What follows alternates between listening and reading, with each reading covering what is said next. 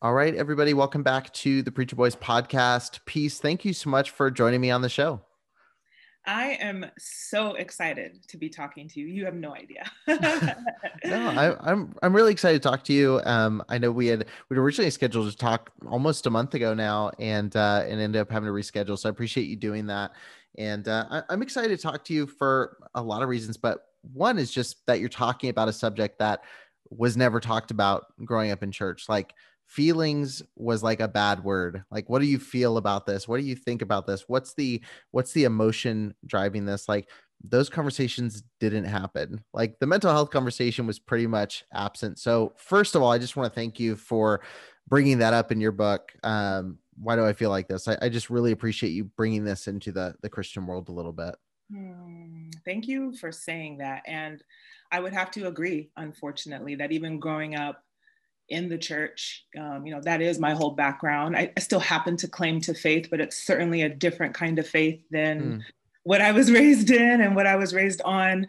But you're right. And it's unfortunate. And so I knew that when it came time to writing a book, and having an audience that seems to be a majority audience of people of faith, that I this is what I needed to talk about. Like we're not going to do any more generations of church where we have to, ignore, dismiss, demonize very natural, normal, psychological, healthy human experiences. We're not going to do that anymore. No, that's super important. And I'm kind of curious, just really quick, not spend a lot of time on this, but what is your background as far as the church? Were you raised in it? Was it something that came later on in life? Like what was the genesis of your kind of spiritual journey? Yeah, so my parents, both of my parents were pastors. So I was raised, I'm a PK. I was raised in the church. In my early years, we were just going to different churches, but my parents always served as leaders. So being just, the deacon's daughter, the elder's daughter, or whatever was, pretty much what I was born into. And then my parents took on the church themselves. And then I was the first daughter, the Mm. first daughter of a pastor's kid, which meant a lot. And it was, like I said, the faith that I practice now, the God that I believe in now is significantly different, Mm. from what I learned who God was. And I hope that's I actually hope that's a lot of people's stories, that what we're told, about God, whether intentionally or unintentionally, inadvertently, is something that we are forced to reckon with when we get out into the real world and we meet all different kinds of people and, go through all different kinds of experiences that can't be answered with a quick holy answer, and that can't be fixed with a quick scripture. And it's not to downplay those things. Like I said, earlier, I still hold to the faith. I still find truth and revelation in the Bible, but it's not this linear, easy, you know, say this and everything's going to be okay, Mm. type of deal that I'm in the middle of right now. Yeah. One of the quotes that you said that really stood out to me, reading your book, was you said the most nefarious thing about our core beliefs is that they're unconscious. Like we have these default, we don't even know where they come from. We just have these kind of imprinted beliefs. And it's been one of the things that I wrestled with when I first left the denomination that I was in was, I was taught one way of thinking for the first 18 years of life, like this is how to think about things. And now, I've kind of gone back into that crisis mode a little bit of like, man, I've been told since before I learned the alphabet or 1 + 1 = 2, how to think about the world and life. And while some of those things may be true, and I still hold to a lot of those things as true, it can be very difficult to even identify, like, what do I believe? What is my parents? What is the church? And, even beyond that, like, what biases do I have? What negative beliefs have I been taught, whether verbally or not, that have affected me in a big way? And so it takes a lot of work to unpack that. Yep. And that's the right word, unpack. Literally, there's a lot of unpacking that needs to happen when it comes to, our beliefs, whether they be related to God or just ourselves or the world or whatever. Yeah. When did you begin the unpacking journey? Like, when did that start where you said, hey, I need to figure this out for myself? Where do I stand on this? What do I actually believe about these things? Yeah, it had to be, it probably started first in college, where I, simple things where I would pray for things that I really wanted and wouldn't get them. Or I would have friends, who had really hard things go on in their lives and in their family. And I did what I was supposed to do, which is pray and fast and pray for them and pray with them. And people would still die. And, that I think was the beginning of, I think, I know in my heart that God is real, but I don't think this is as black and white, and as kind of, I don't even know how to say it. Like it's something is off. Like something's a little off when I've been told if you pray, everything is okay. You fix all your problems. Everybody else's problems are fixed. God answers, just like that. And he answers in the way that you want him to. And that wasn't happening. I mean, certain things were happening, but why were certain things happening and then other things not happening? And so I know that's when I began to reckon with the fact that maybe there was something that wasn't as like, kosher, copacetic as, I was taught to believe. That and just meeting different people, befriending different people who, hold different identities than I do, that the church taught, was not right. And I'm like, how is this person, just a person like me, who loves just like me, who wants to fall in love just like me, who's kind just like why are they bad and I'm good? It wasn't making sense anymore. So I think, yeah, college was the first time between loving different people and befriending different people and things not happening like this when the Bible and the church told me they would. I was like, oh, I don't think this thing is as what people want me to think it is. No, I don't know if that makes sense, but I just, that's, yeah. No, it definitely does. And I definitely want to dig into that a little bit. Like obviously the mental impact of everything. But I am curious, when you decided to pursue psychology, was there blowback from the faith communities you were involved with at the time? Were there people that were upset you were pursuing that path or trying to maybe clinically approach things that, a lot of times the church teaches should be dealt with spiritually? Like, oh, if you're hurting, like they identify trauma as bitterness, or they identify, these different things as being these spiritual fruits as opposed to being these mental health issue. Or is it something that's a traumatic experience that somebody went through? Did you get blowback from diving into those topics? Yeah, and surprisingly not from the places that I expected. So, I remember when I told my family I wanted to pursue psychology. So a little bit of context, I'm Nigerian American. And so being Nigerian American often meant you were supposed to grow up and become like a medical doctor or an engineer, right, or lawyer, not a psychologist. Like, what is that? So like back home, my generation, there's a lot of conversation of how we can advocate for mental health and like mental health services, because culturally that wasn't something that people respected a lot. So I remember telling my parents and them, just because of how they were raised, not being sure that was like a good way to go. But that was resolved pretty quickly when they saw that there was a field that was literally just perfect for me and who I was. But that said, I started teaching.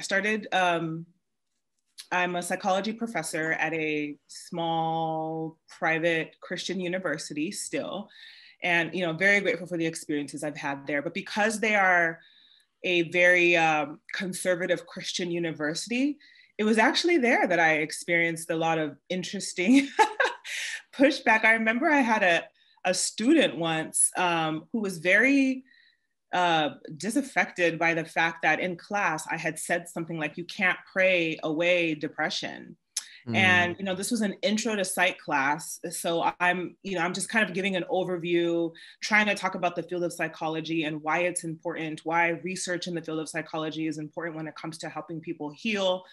And I said something like, you can't pray away depression. Like depression is one of those experiences that you need to seek support. Oftentimes it requires medication. Other times it requires just good old talk therapy and a bunch of other things that you need to be doing with your life. Yes, you can pray, but it's not necessarily that prayer that's going to be the turning point. And I likened it to, physicians, where let's say if you have a family member who just got a diagnosis of cancer, yes, you pray, you pray for healing, you pray that this person has good doctors, but you're literally going to the oncologist, right? And getting like the additional help that you need. I don't know why that same understanding isn't applied in the mental health field, but with this student, she emailed me after class and said, "I really didn't appreciate that you said that. Like, in my belief, God is a healer. God heals everything. And, you saying that kind of was like disrespectful to me and my belief system." And I was like, "I'm sorry, honey, but I stand behind those words." As a professional, mental health professional myself, as a researcher myself, there is no way that you can tell me that all depression requires is for you to pray. Lo and behold, this girl dropped my class and literally left the school. She was so bothered by the fact that I was saying something that I thought was as benign as, you need a little bit more than prayer to heal from your clinical depression. And even a year later, emailed me just kind of to check in to see if I'd learned my lesson, because she left the school. And it was the same answer, like, "Honey, this is what it is." Yeah. So I laugh about it now, but it was so distressing. It was so distressing, but I know it was just symptomatic of church culture and, of what collectively we've believed about mental health, and what we've said to people when they're in distress is, you just need to pray more and God will fix you. And I am not against prayer. I'm a praying woman, but it's a little bit more complicated than that. And it's all supposed to work together. Let me say it that way. Yeah. It was designed to work together. I mean, it's just as simple as that to me. Why do you think there is that stigma? Because I remember growing up, like, there was a lot of negative talk about using like antidepressant, medication. I remember, I remember my youth pastor, I just thought of this the other day, but I remember him saying that, there's probably a lot of, because we were talking about demon possession in one of the classes, and he was saying there's probably a lot of demon possession that we just diagnose now. He said, like, and he was saying, "Oh, it's, think about schizophrenia." He's like, that would have just been this. And it's like, I look back now, at the time, it was just like, oh, that makes sense, because that's what this leader's telling me, like, oh, it's probably this. But now I look back, I'm like, that's such a harmful view of people who have mental health conditions or are struggling with these different things. So can you kind of break down, I guess, why you think that stigma exists within church culture? Because it's one of those areas where it seems like we're kind of behind the times a little bit when it comes to dealing with this topic. Yeah. My first thought is, historically, there's always been, there's always, how do I say this? There's kind of been a rotating door when it comes to understanding how to see the world. So historically, there's been times where people have used a completely spiritual lens to look at the world versus a lens that completely lacks spirituality, versus, anything in between, a completely medical lens. So for sure, historically, there's been kind of an ebb and flow as to how culture, how societies see the world. And I think with the church, what's happened is that that's a body, a community, a culture of people that have taken to a spiritual worldview that has not allowed for anything else. So whatever problem we encounter collectively or individually has to be a very supernatural thing. It can't just be a medical thing. It can't just be a neurological thing. It can't just be a,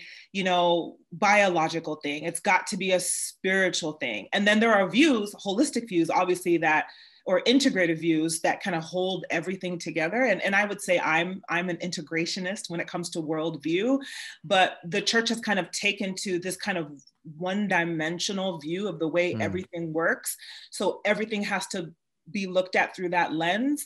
Everything has to be explained through that lens. If it's, sickness, if it's schizophrenia, it's got to be the devil. It can't be, the fact that there's something highly different going on in somebody's brain that, that is causing this mental experience. No, it's got to be the devil, because again, they're anchored in a spiritual, supernatural only worldview, and just kind of haven't evolved, kind of haven't matured, haven't been open to either integrating or entertaining other ways of understanding why the world has its problems. I mean, not to like completely, diverge, but even what I'm seeing online of how people are talking about the Israeli-Palestine like conflict right now. And, I'm just seeing very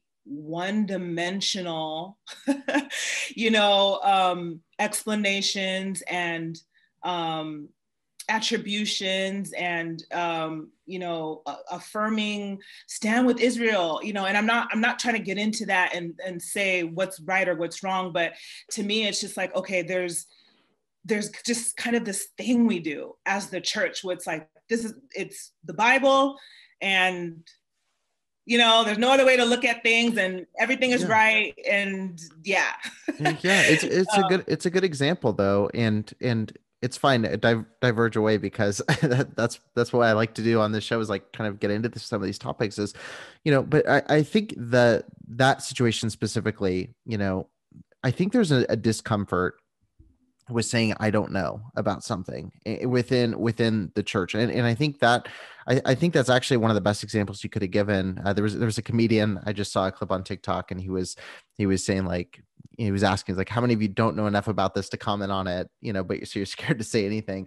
And someone asked me about the Israel and, all of the situation there. And I said, I don't know. I said, I really don't know enough about the politics of it. I don't know who has what land. I don't know who's doing what. Like, if you look at the news on one side, it's very one side. I just don't know.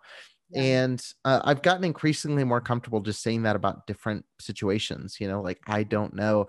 And I think when it comes to the topic of mental health, or when it comes to the topic of dealing with trauma survivors, or when it comes to the topic of dealing with someone who's been hurt by the church, or is fill in the blank, depression, there's a lot of people within the church that are uncomfortable saying, I don't know, and finding someone who does or can help diagnose that.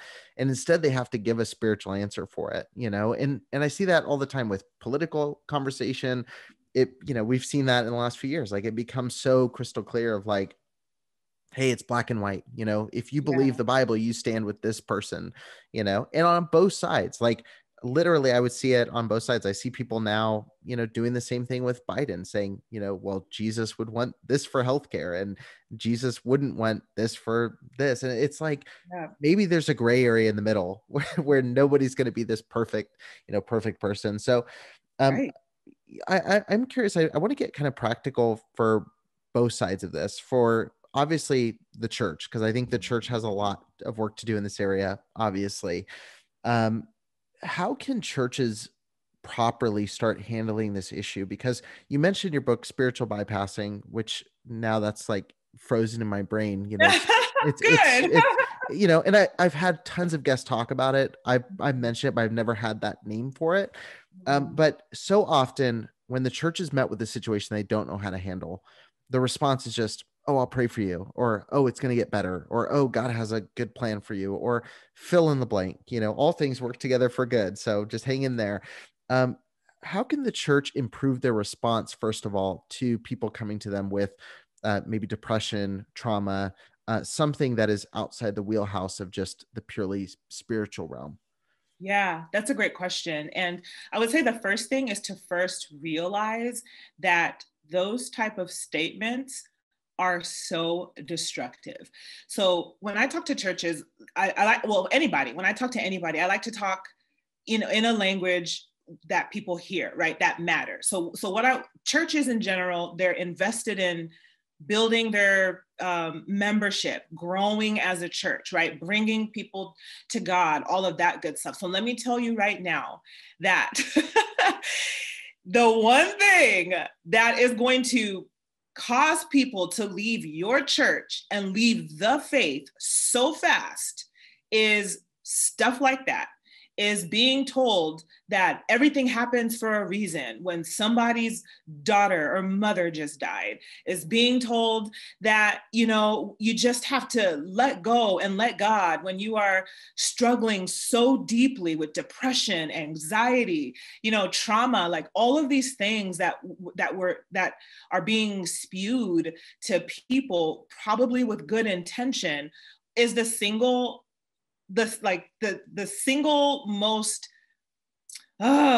just unhelpful, unproductive, hurtful thing to say. So I think once churches realize that your good attempt to make somebody feel better and to make them lean in God in one statement is going to have the exact opposite effect than you desire.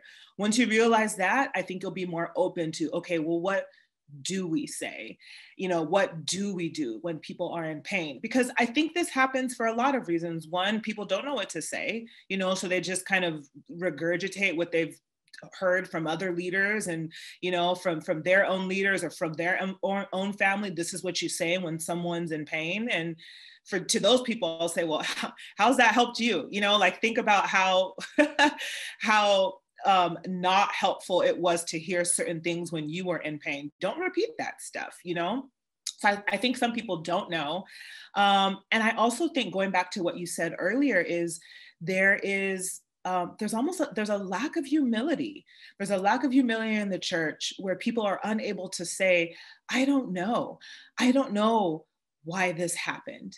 I don't even know what to say to you right now, but I'm here. But I think this kind of inability to accept that we don't know everything and that certain things don't make sense, and the things that we've kind of expected, God to do, or whatever to happen in our lives, don't always pan out. And we need to be able to sit with that and be like, whoa, that didn't make sense, or that was hurtful. So just a humility and an acceptance of not knowing and not having the right answers, and letting that be okay. It doesn't mean that you don't have faith. It doesn't mean that you're a bad Christian because for a moment you're confused. For a moment you can't explain why something is happening.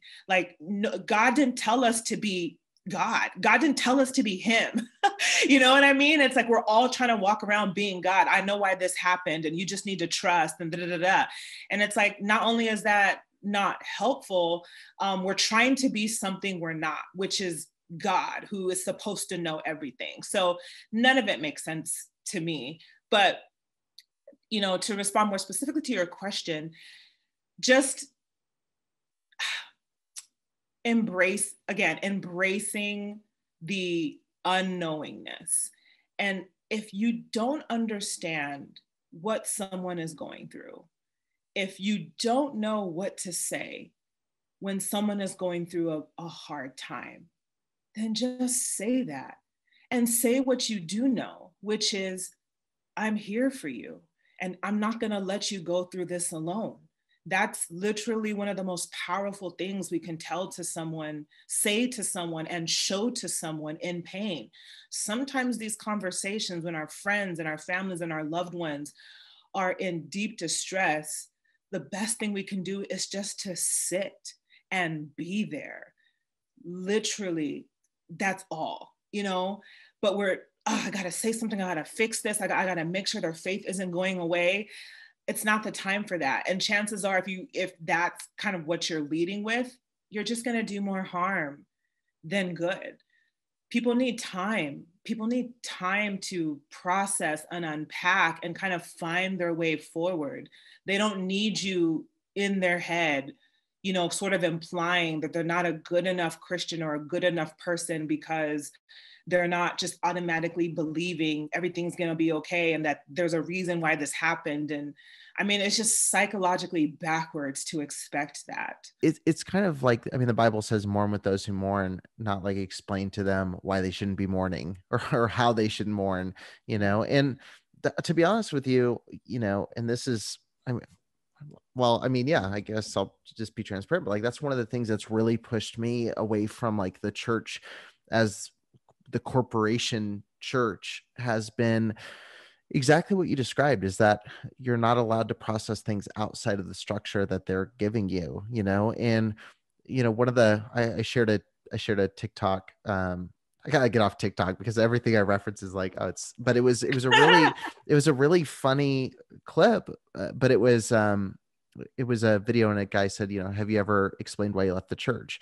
And they say, no. Why would, do you want me to explain it to you? And they posted like 4 or 5 quotes, and it was like, do you want to grab coffee? Hey, let's grab a coffee, or let's meet up for coffee. And that's been really, I've had that, like, literally I posted that TikTok, and I had somebody reach out, was like, do you want to grab coffee and talk about this stuff? And it was just to me, I think what you mentioned a few sentences back, you talked about like the number one goal of a lot of churches is to build up the membership, keep people coming in.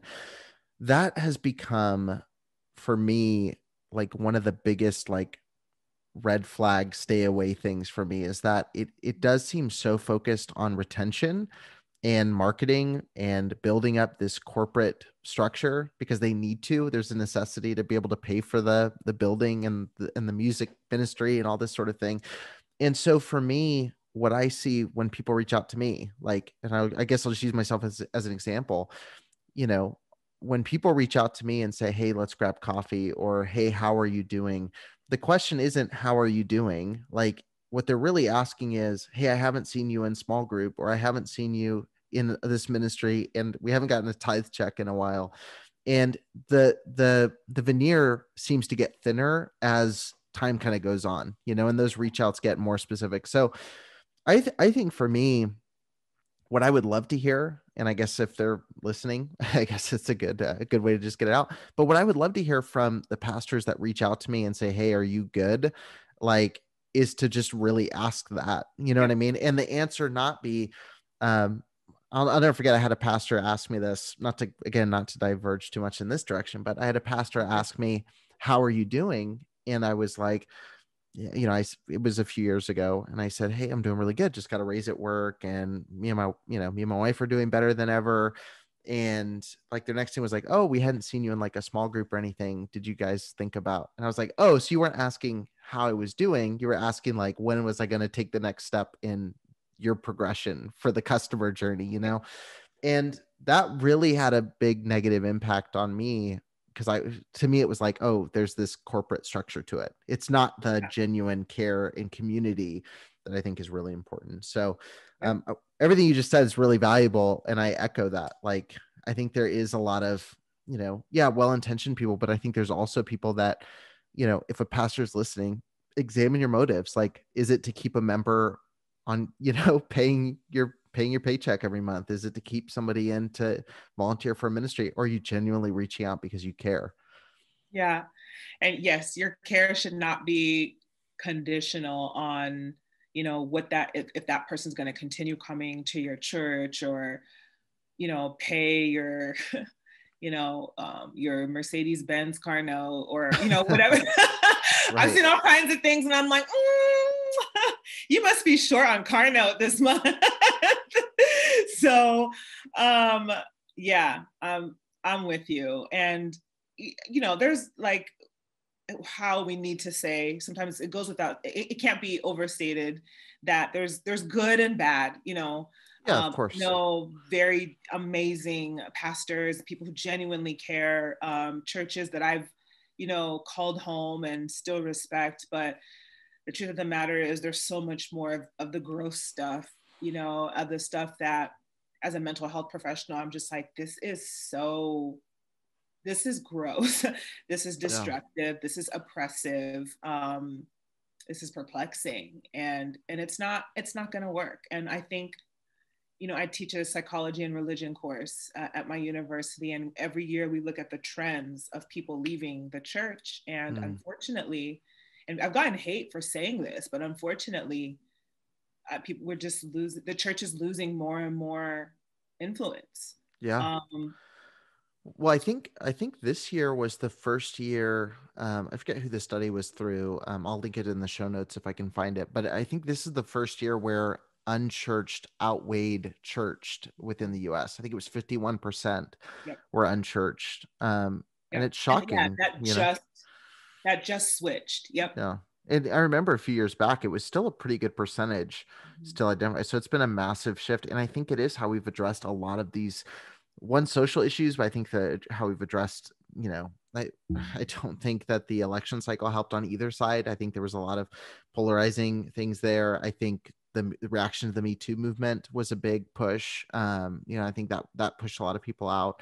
But yeah, there's a lot of people that are leaving in droves because of these the way these things are dealt with, and like this this push to make people fit into the boxes they're supposed to fit into. Yep. um I do want to kind of get some practical stuff. I mean, we've got a lot of people that listen who've experienced, you know, whether it be emotional, you know, abuse or trauma, mental abuse, you know, spiritual, and then obviously a lot of sexual abuse, which is unfortunately the most of the people I talk to who reach out to me outside the show and on the show. And I guess what I would say, first of all, is for someone who was abused within a church context, that is the majority of my listenership.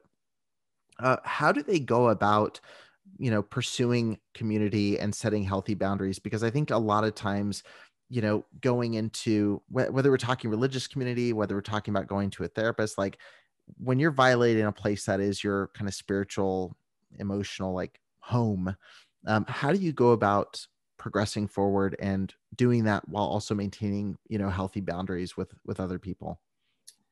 Yeah, that's a good question, and I'm always really saddened to hear um, all the stories that I do hear about people who've been abused by the church, and it happens so much more often than I think people realize in explicit and subtle ways. I would say, and this can be hard because of, you know, the type of experience. Like abuse sometimes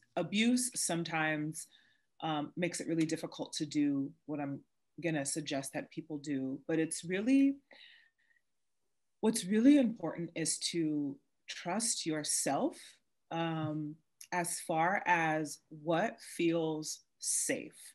So the two things that are really, really important in healing are telling your story somewhere, to Hmm. your therapist, to your friends, to your small groups.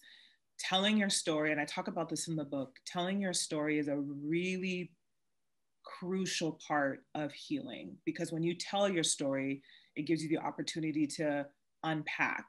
And I define unpacking as going in and looking at, okay, what did I take from this experience, that I can keep with me and should keep with me? You know, if I Hmm. learned something, or what did I take from this experience that isn't good for me to take? What thoughts did I pick up that weren't mine to pick up? You know, Right. that's what I mean by unpacking. But that begins with first telling your story. You've got to tell your story, whatever you've endured. Um, but you've got to trust what feels safe for you. So there is something very courageous about leaving a church or a community or a culture or a family because safety was threatened and your health and your sanity was threatened. And it's, like I said, it's courageous and it's commendable. And I would say that same thing that you trusted that you listen to leave should be the same thing that you do moving forward, as you look for community, as you look for a therapist, you know, as you look for another small group, as you look for community online, you know, trust what feels safe and leave what doesn't feel safe.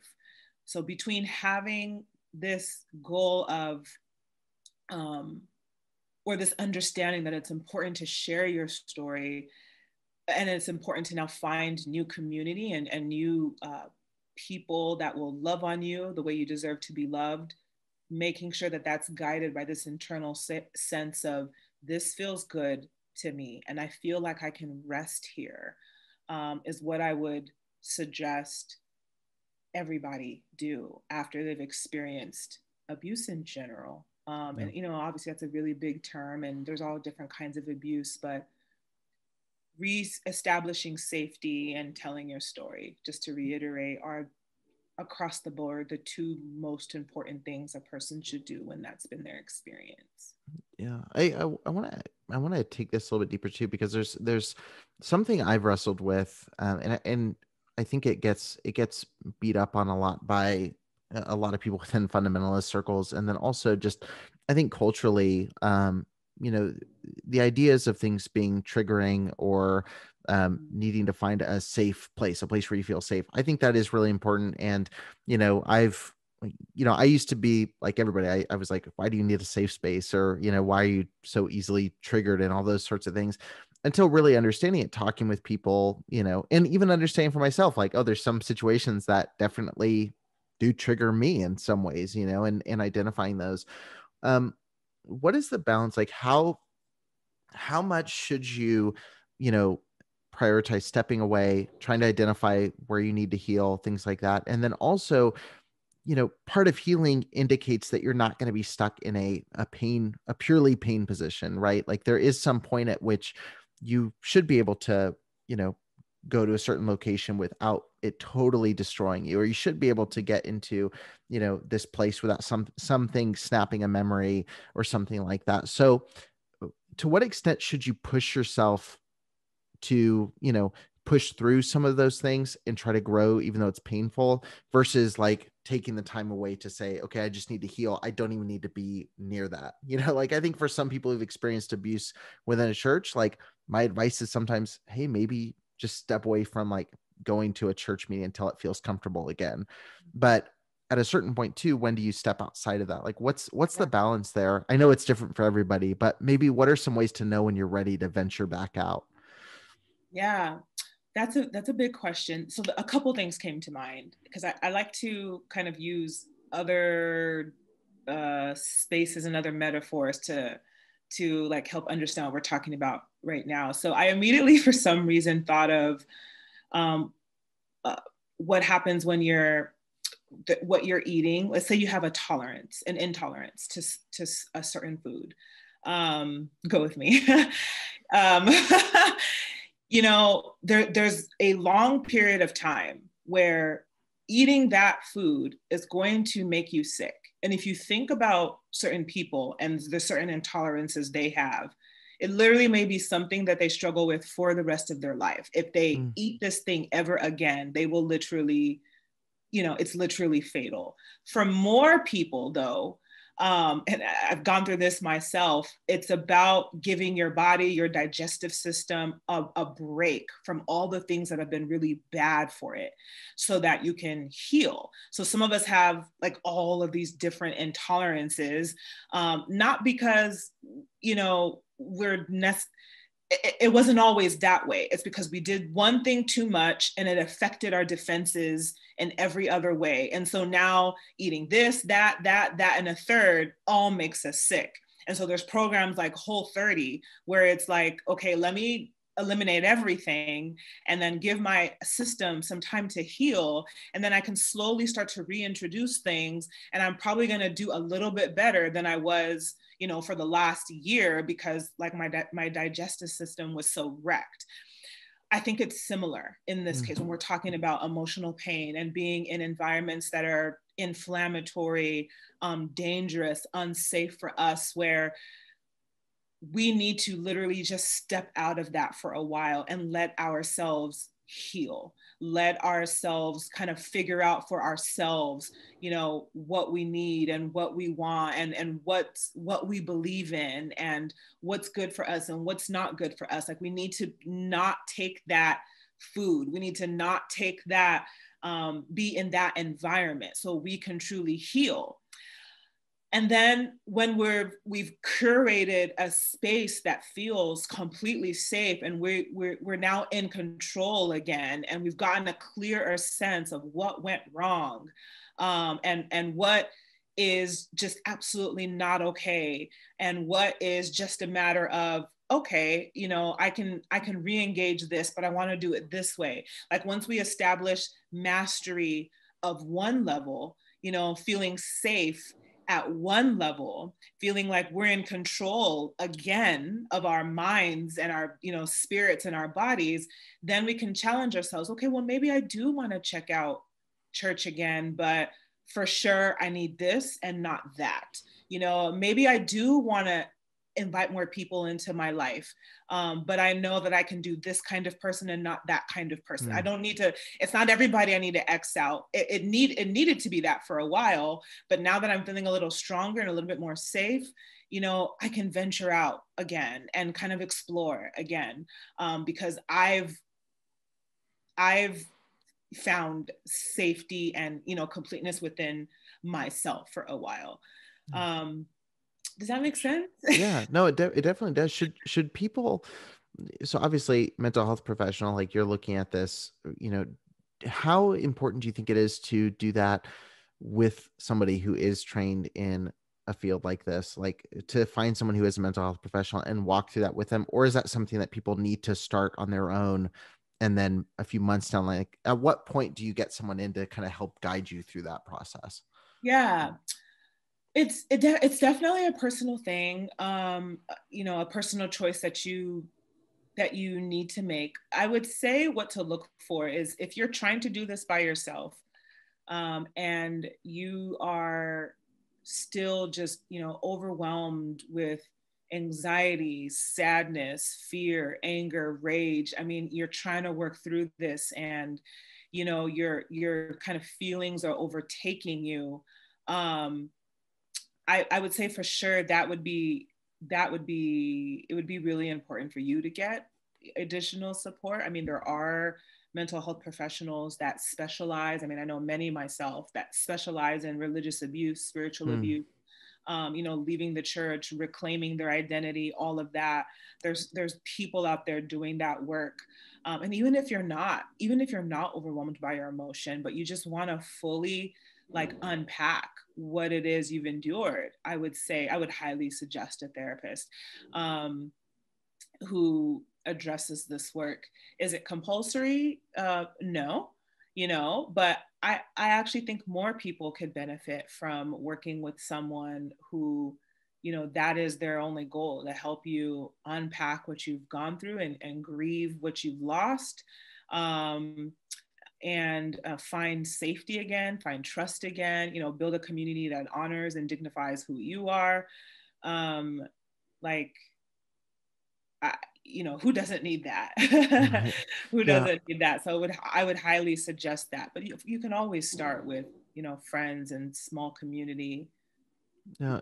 I've had a lot of listeners just, and again, this is just another practical thing, but I've had a lot of listeners that have reached out to therapists, you know, and have tried, you know, tested a couple therapists. I've had, I even had a therapist come on and kind of share like where you can find different therapists and walk through that process, and how to see if it would be a good fit.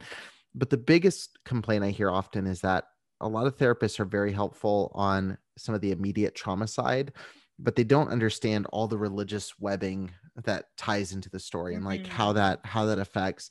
And it's not because they're not educated or they don't know their subject. It's just that they specifically don't understand maybe a strict fundamentalist religious background, or they might not understand how the spiritual side impacts everything.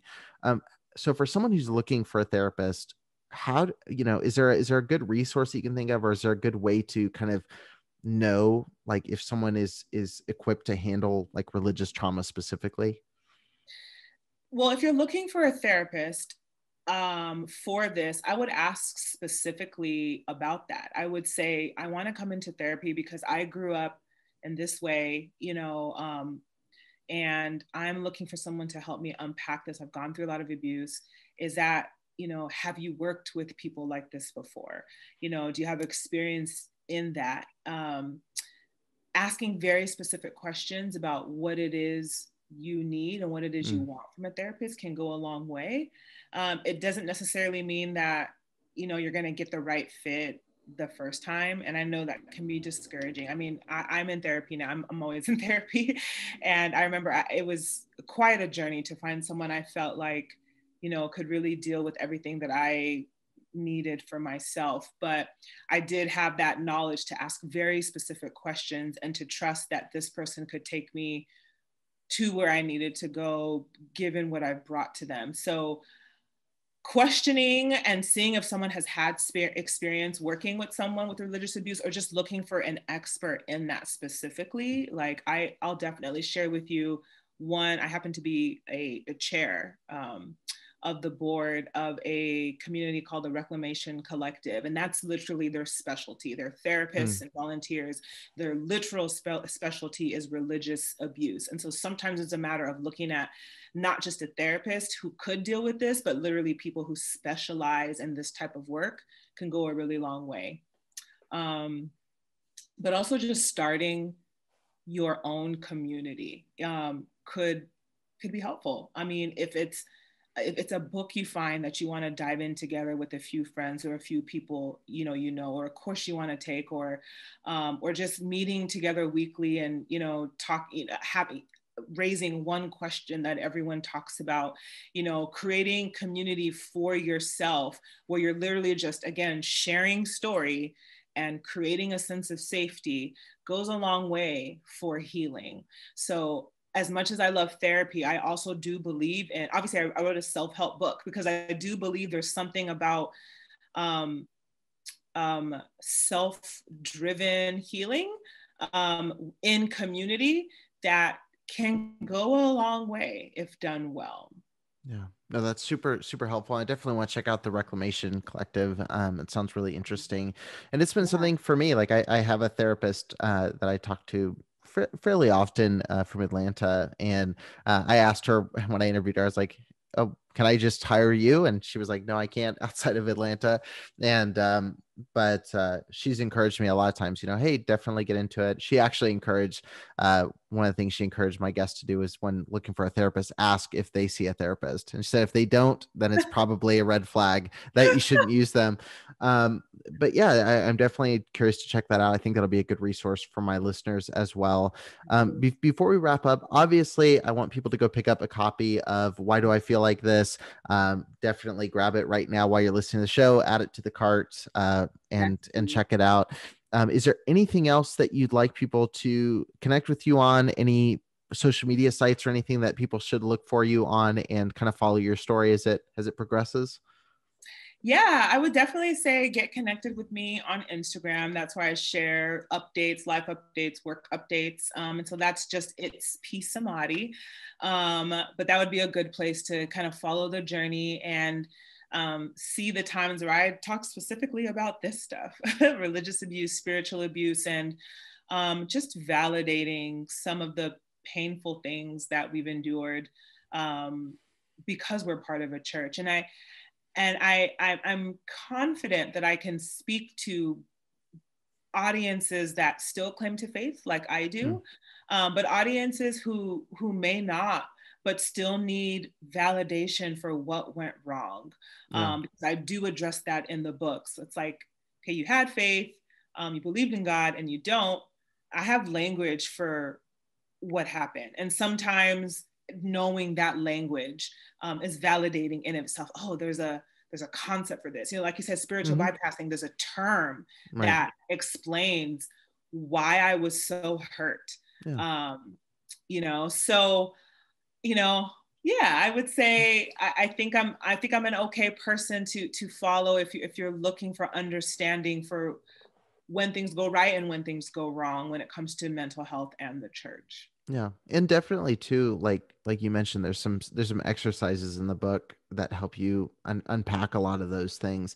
And literally some written exercises where like, I got to the first one when I was reading through it and I was like, I can't do this right now. This is gonna be too much. So I like literally dog-eared the page and then like kept, because I started reading it and I was like, oh man. So I just like kept reading ahead and went back and then looked at it a little bit later. But it gets really deep into a lot of those topics and gives really clear, like if you are uncomfortable talking to someone or haven't found somebody, like it's a great kind of self-help guide to kind of work through some of it. And it is really helpful. But thank you so much for coming on and for sharing. I definitely want to link out to all the resources you mentioned so people can check it out. But I appreciate you just sharing some knowledge in the last hour with my audience. It's really helpful. Thank you so much for having me, Eric. I love talking about this stuff, and I just, I'm rooting for your audience, your listeners, that they find what they need, they find the community and the safety that they need, because we all deserve that. We all deserve that. So thanks for this conversation.